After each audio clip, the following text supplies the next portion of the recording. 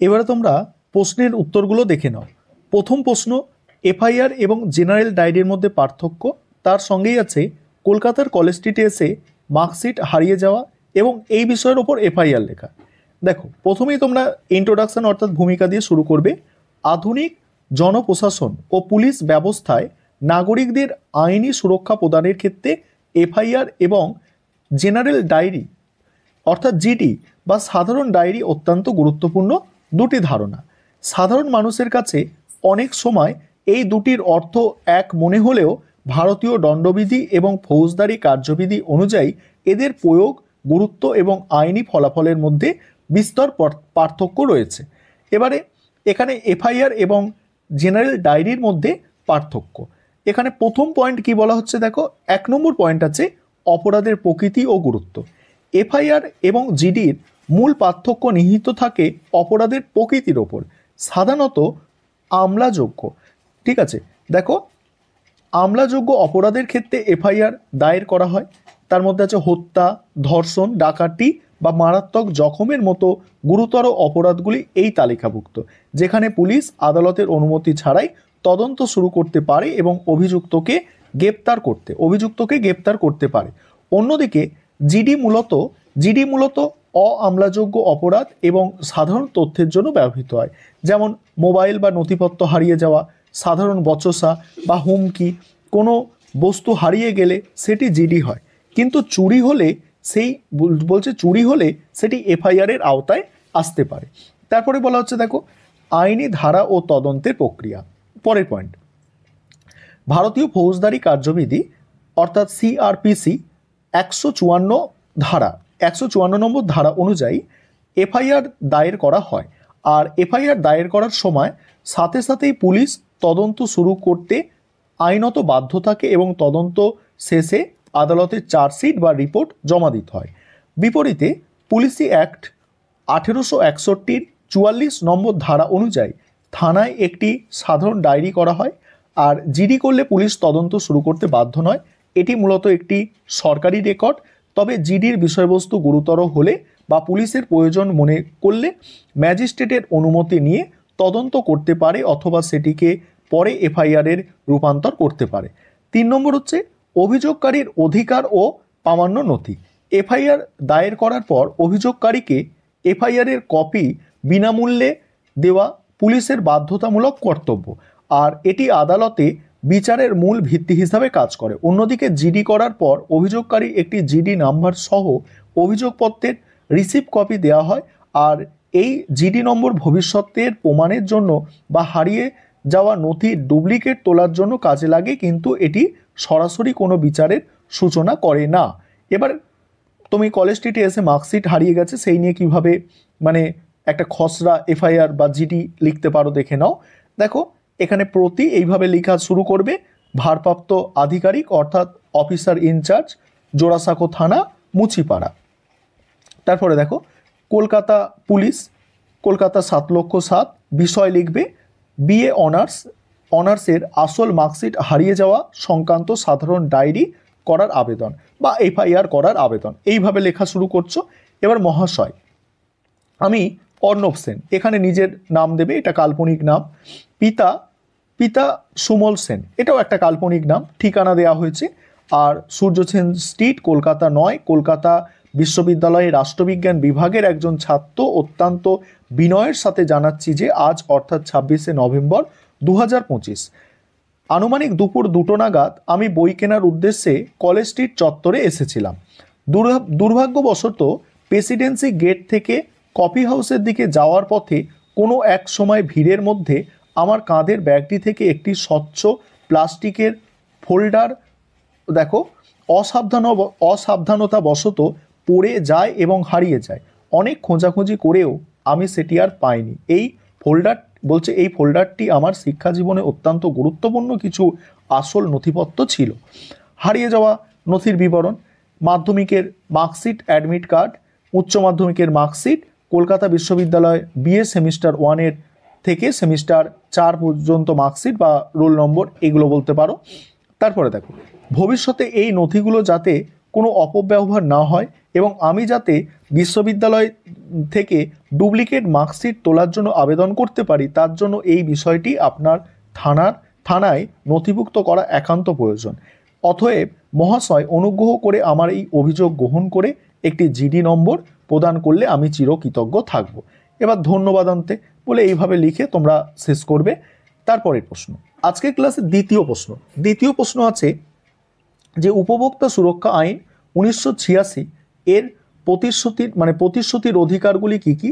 আর কলকাতার একটি দোকান থেকে 35,000 টাকা দামের একটি কম্পিউটার কিনে বাড়িতে এসে দেখলে কম্পিউটার কাজ করছে না। দোকানদার তোমার অভিযোগটি মেনে না নিলে তুমি কিভাবে উপভোক্তা সুরক্ষা আইনে 1986 অনুযায়ী অভিযোগ জানাবে? তোমার এই অভিযোগের ওপর একটি খসড়া লেখো। ভূমিকা দিয়ে শুরু করছি।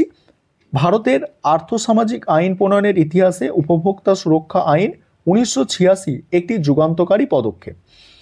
আর পুঁজিবাদী বাজার ব্যবস্থায় অসাধু ব্যবসায়ীদের শোষণ, প্রতারণা এবং নিম্নমানের পরিষেবা থেকে সাধারণ মানুষকে রক্ষা করার জন্য এই আইনটি তৈরি করা হয়েছিল।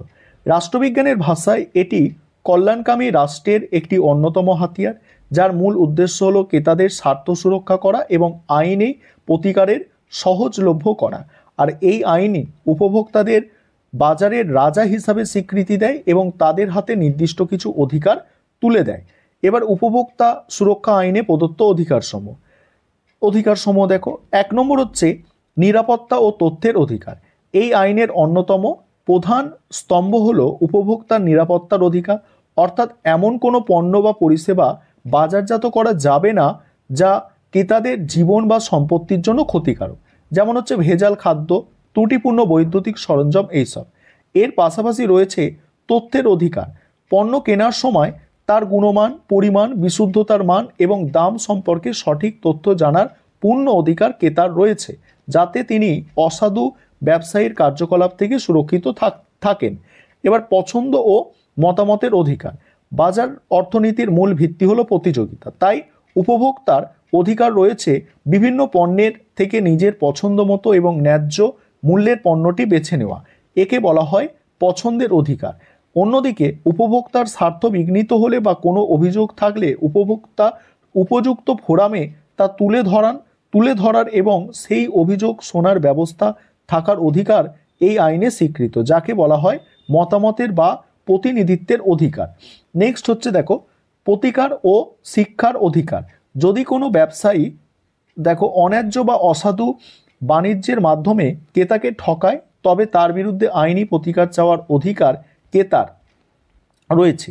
সবশেষে ক্রেতা যাতে নিজের অধিকার সম্পর্কে সচেতন থাকে এবং শোষণের বিরুদ্ধে রুখে দাঁড়াতে পারেন, তার জন্য উপভোক্তা শিক্ষার অধিকার প্রদান করে। এবার দেখো কম্পিউটারের অভিযোগ কিভাবে করা হবে। ঠিক আছে, এখানে এগুলো তোমরা একটু দেখে নাও। আমি অভিযোগের যে ড্রাফট আছে, অর্থাৎ অভিযোগের একটি খসড়া, সেটা কিভাবে লিখবে। এইভাবে লেখা শুরু করবে। মাননীয় সভাপতি সমীপেশু, জেলা উপভোক্তা নিষ্পত্তি ফোরাম, কলকাতা, পশ্চিমবঙ্গ। তারপরে দেখো এখানে বিষয় ত্রুটিপূর্ণ কম্পিউটার এবং দোকানদারের অসহযোগিতা প্রসঙ্গে অভিযোগ। মহাশয়, বিনীত নিবেদন এই যে আমি সি ড্যাশ মানে নিজের নাম, পিতার নাম, ঠিকানা এবং আপনার ঠিকানা দিতে হবে, সম্পূর্ণ ঠিকানা, এবং কলকাতায় একজন স্থায়ী বাসিন্দার। গত এত তারিখে আমি কলকাতার এই দোকান থেকে একটি ডেস্কটপ কম্পিউটার ক্রয় করি, যার রসিদ নম্বর এত, তারিখ বলা আছে। কম্পিউটারের মূল্য বাবদ আমি 35,000 টাকা নগদ পরিশোধ করি, কিন্তু পরিতাপের বিষয় বাড়িতে আনার পর থেকেই কম্পিউটার চালু হচ্ছে না এবং যান্ত্রিক ত্রুটি দেখা দিচ্ছে। আমি এত তারিখে উক্ত দোকানে গিয়ে বিষয়টি জানাই, কম্পিউটারটি বদলে দেওয়া বা মেরামত করার অনুরোধ করি, কিন্তু দোকানদার আমার অভিযোগ শুনতে অস্বীকার করেন এবং চরম দুর্ব্যবহার করেন। যেহেতু পণ্যটি ওয়ারেন্টি পিরিয়ডের মধ্যে রয়েছে, তাই আমি ন্যায় বিচারের আশায় এই আদালতের দ্বারস্থ হয়েছি। এমত অবস্থায় আপনার কাছে আমার প্রার্থনা, আমি যেন উক্ত দোকানদারকে নিম্নলিখিত নির্দেশগুলো প্রদান করেন। ঠিক আছে, দেখো এইগুলো প্রদান করতে হবে। কম্পিউটারের ত্রুটিপূর্ণ কম্পিউটার পরিবর্তন করে একটি নতুন কম্পিউটার প্রদান করা অথবা এত টাকা ফেরত দেওয়া। ঠিক আছে, দেখো এইভাবে তোমাদের এটা লিখতে হবে পরীক্ষায়। এবার পরের প্রশ্ন যেটা ছিল কেন্দ্রীয় তথ্য কমিশনের গঠন ও কার্যাবলী। ঠিক আছে, কেন্দ্রীয় তথ্য কমিশনের গঠন ও কার্যাবলী। প্রথমে ভূমিকা দিয়ে শুরু করবে, তারপর গঠন দেখো। কেন্দ্রীয় তথ্য কমিশনের গঠনশৈলী বেশ স্বতন্ত্র। এই কমিশনে একজন মুখ্য তথ্য কমিশনার, অনধিক 10 জন তথ্য কমিশনার নিয়ে গঠিত। বর্তমানে প্রয়োজন অনুযায়ী কমিশনারদের সংখ্যা নির্ধারিত হয়, তবে 10 জনের বেশি নয়।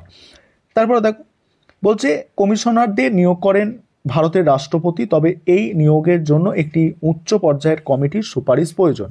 এই কমিটিতে থাকেন প্রধানমন্ত্রী, লোকসভার বিরোধী দলের নেতা, প্রধানমন্ত্রী দ্বারা মনোনীত একজন কেন্দ্রীয় ক্যাবিনেট মন্ত্রী, আইন বিশেষজ্ঞ, যুক্তি, সমাজসেবা, ঠিক আছে, বিশিষ্ট এবং অভিজ্ঞ ব্যক্তিদের ওই পদে নিযুক্ত করা হয়। 2019 সালের তথ্য অধিকার সংশোধনী আইন অনুযায়ী বর্তমানে কমিশনারদের কার্যকাল এবং বেতন ভাতা কেন্দ্রীয় সরকার দ্বারা নির্ধারিত হয়, যা আগে 5 বছরের জন্য নির্দিষ্ট ছিল, তবে এখন তিন বছর করা হয়েছে, 65 বছর বয়স পর্যন্ত কাজ করতে পারবে। তারপর ক্ষমতা কার্যাবলীগুলো আছে। 1 নম্বর যেমন অভিযোগ গ্রহণ ও বিচার বিভাগীয় কাজ। কমিশনের প্রধান কাজ হলো অভিযোগ শোনা।